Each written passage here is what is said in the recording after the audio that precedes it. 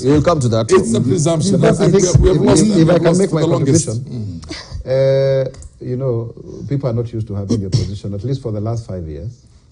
And also, we have set very good precedents of consociationalism.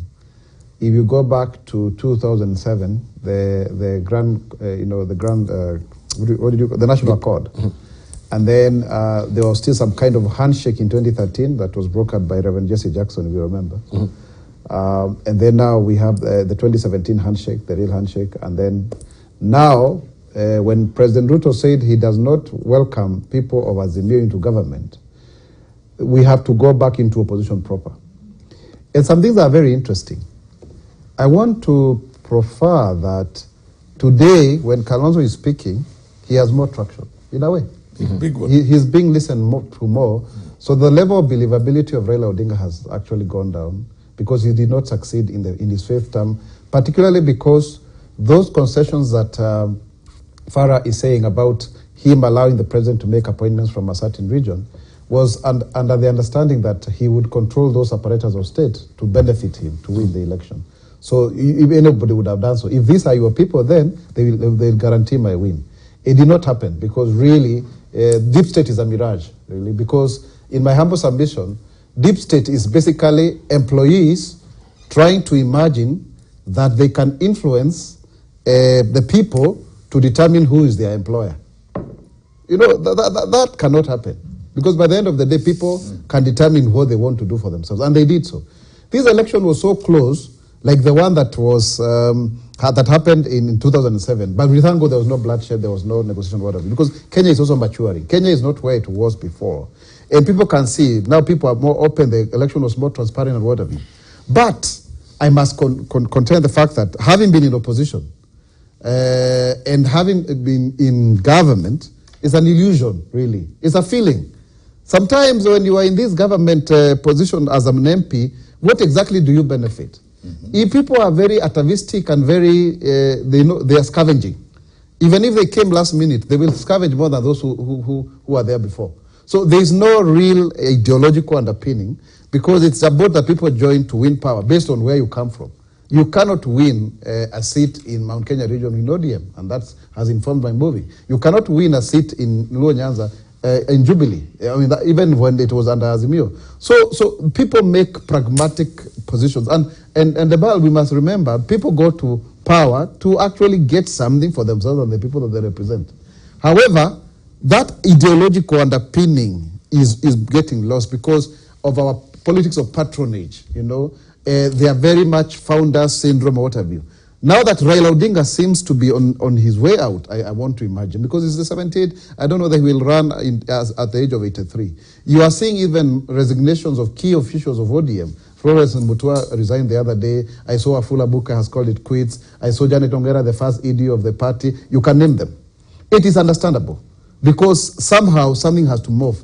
But I admire the fact that Obiyo Wandayi and Junet Mohammed are trying to really, you know, put up a brave face and provide the opposition that is supposed to be. And people need to understand that opposition also speaks for many people. It makes the government to be kept in toes. And that in itself is a very serious contribution. Kenya has not made progress simply because people have been in government. Kenya has made progress because there have been people in opposition and also the voice of the civil society, which seems to have died. Now, you cannot, therefore, going forward, accuse Kenya Kwanza of wanting to have an absolute majority because it is in their interest to consolidate power in parliament. So anybody who feels like now they're in the cold and they want to jump ship and come to their side, of course, they will be up for grabs by Kenya Kwanza. Because even if it was you, the ball in that position, that is what you do to consolidate the power so that you make sure that you know, you don't have problems in parliament to pass any legislation. However, what I want to say is that parliament remains to be the single most powerful institution outside of the executive in this constitution, collectively. And parliamentarians, maybe now that I have the benefit of being outside, do not seem to understand. But if you read this constitution, you realize that if parliament was to really exercise its power, it would create a very positive impact in the country. The challenge is that the leadership positions of parliament are populated from the very parties that either form the government or the opposition. And now when you're in the opposition, you do not have the advantage of the carrot and stick. Because what is it that is to be offered apart from those party positions? It's a leader of majority, a leader of minority, deputy, and the few committee oversight chairs of PAC-PIC. Beyond that, there's really nothing. So if somebody wants a road, they feel like they want to go that way, then they will do it. But also, there's a new element that people seem to ignore. We decentralize power so that then we have counties. And it was supposed to be counties are benefiting from the center. But counties are becoming what I call countyism, new centers of organization and engagement. So that people now are slowly learning to appreciate that they can negotiate as a county despite their political affiliation. That is why you see people from the opposition wanting now to move to government, because at the county level, they may have a say. For example, you could be elected in ODM, but you come from, say, Nyamira, and you can negotiate with the Nyamira issues to government directly rather than going through the party. Does that strengthen democracy? I don't know. Does that reduce ethnicity? In a way, yes, because I will be feeling more as a Kiambuian than a Nyandarrian with Wanjiku Moya here, because I know I will benefit as a Kiambuian when things are being shared. So there is also that element that people do not seem to understand that is now playing, that now people may not negotiate as a tribe per se, that you may have more say to help whoever wants to make more inroads in where you come from by showing that you have the support. And indeed you have, because you will have shown that you are the one who won despite the political party. Thank you. And that also creates some kind of disgruntlement on certain other quarters, because you have to have something to give to the others. But eventually, what I want to say, Debal, every 6 months after elections, coalitions crumble.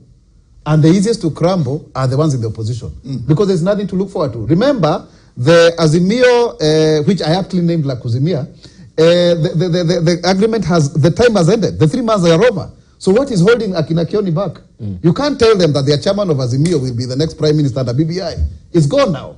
So they also have to remember that if I was to go back to Ndaragwa and be elected, I have to be politically correct. Right. And of course, remember Jubilee particularly. Jubilee is really a scion of UDA, because we were one. It's just that people decided to follow the party leader, and others followed the deputy party leader, the ones who are seated here with Wanjiku Moya and I. So they would want to find some warmth. So they'll be at home. Very easily so. Very easily so. Is it good for the democracy? Yeah. That is the question at large. So left to the call will be Wiper and ODM as it is to Shiva. But what is the future of ODM given this particular scenario that we have right now? Indication also from Kisii, we have the former governor, James Ongwae, now also bolted from ODM as it is. We've seen the frustration also with